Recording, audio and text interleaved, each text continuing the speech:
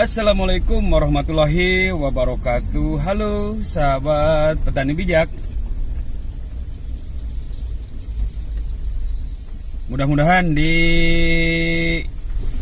pagi kali ini sehat walafiat, selalu berkah di bidang pertaniannya ya.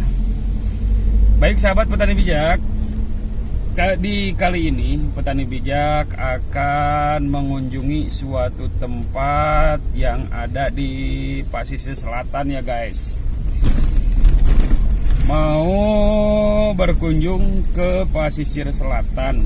Nah, waktu tadi malam saya dapat kabar, dapat hibar dari rekan peternakan kami gitu kan, bahwasannya beliau mengatakan, Kang, di kampung kecil sebelah sana itu ada rumput babin katanya Kang gitu kan. Nah, rumput babin kata saya, maka siapa yang nanamnya rumput babin itu? Ada banyak Kang, coba minta tolong dilihat Kang gitu kan, rumput babin tersebut, rumput babin gitu kan. Nah, maka sebentar lagi kita akan mengunjungi daripada tanaman babin tersebut, yang seperti apa tanaman babin itu. Tapi tanaman babin ini biasa untuk dipakai untuk pakan daripada ternak guys ya.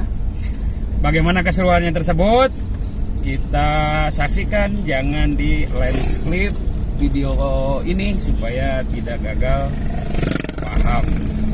Yang sudah subscribe terima kasih, yang belum ditunggu terima kasih. Sampai ketemu di lokasi tanaman babin.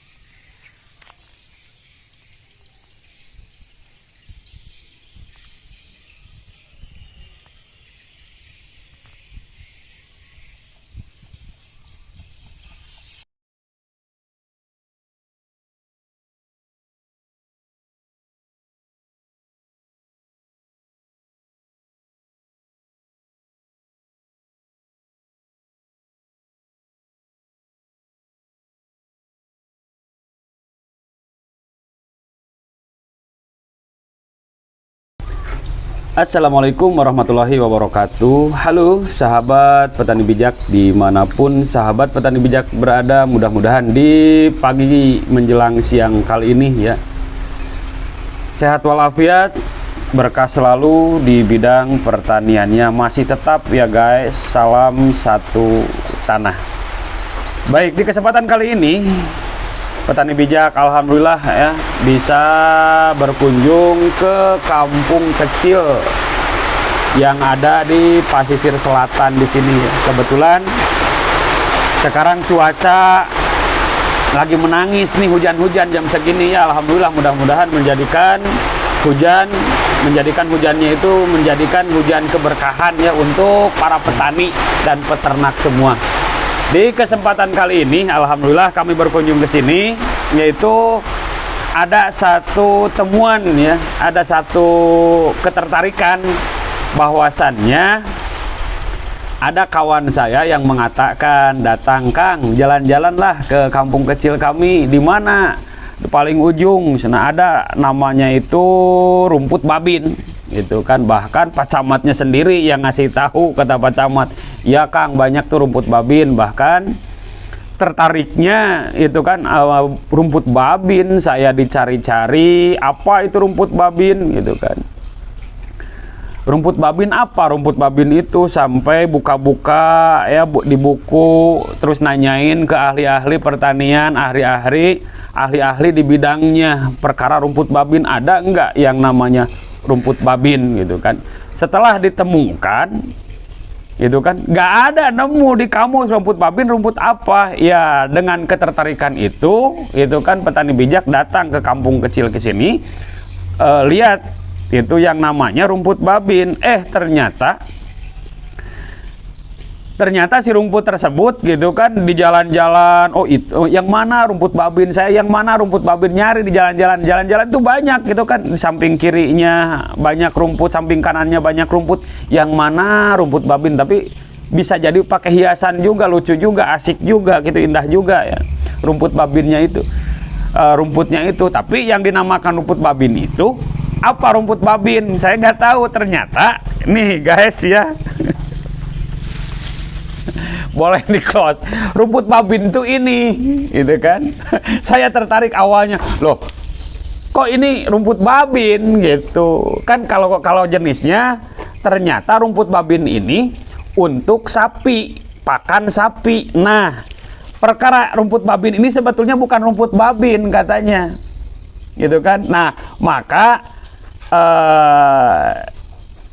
di tempat ini kami alhamdulillah ya bisa berkunjung, yaitu ke tempatnya si Kang Mas ini nih. Kang Mas, gimana kabarnya, sehat? Alhamdulillah sehat.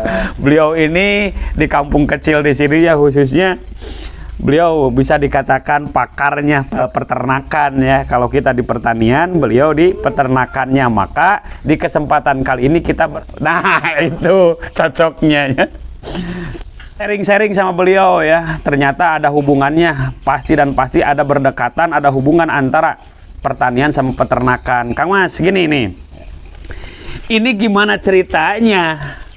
Ini kan sebetulnya bukan rumput babin, tapi rumput odot. Betul. Yang saya tahu ada rumput odot, ada juga rumput gajah, terus lagi untuk pakan hewan. Nah, kenapa di sini namanya rumput babin? Jadi awal mulanya seperti ini ya Kang. Di daerah kami ini kan dulunya mayoritas itu nanamnya rumput gajahan yang jenisnya tinggi kan. Yang jenisnya tinggi. Nah, di situ ada kolonjono, ada pakcong dan lain sebagainya yang tinggi-tinggi.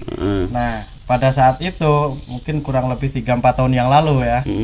Itu Pak Babin kami itu yang beliau bernama Pak Wal tadi. Iya. Itu awalnya yang mendatangkan entah dari mana beliau ini kan. Nah, yang jelas di daerah kami ini awalnya Pak Babin itu yang mendatangkan, sehingga taunya orang di sini rumput babin kan kayak gitu. Jadi intinya yang dikatakan rumput babin ini untuk pakan, ini sebetulnya rumput odot. Tapi yang pertama kali yang nanam di sini itu Pak Babin.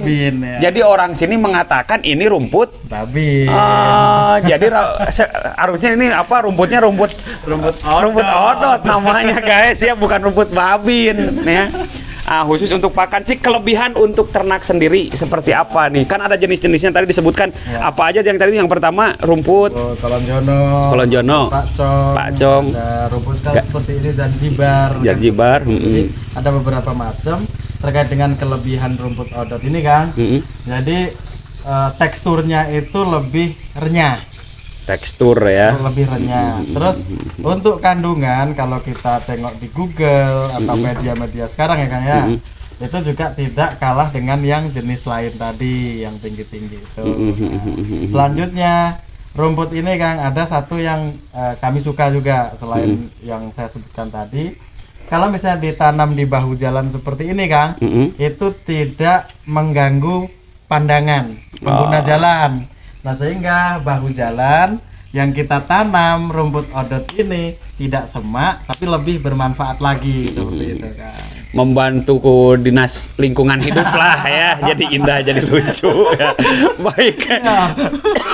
Baik, benar.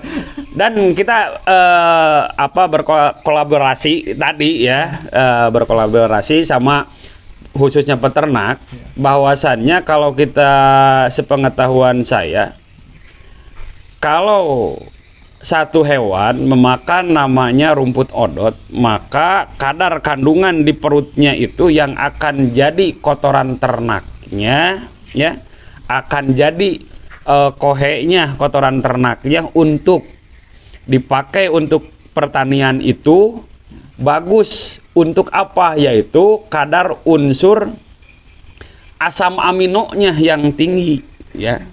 Jadi kalau ternak dikasih makan rumput, namanya itu rumput odot atau di sini dikatakan rumput babin, maka untuk menambah unsur kekuatan asam amino untuk pertumbuhan daripada tanaman.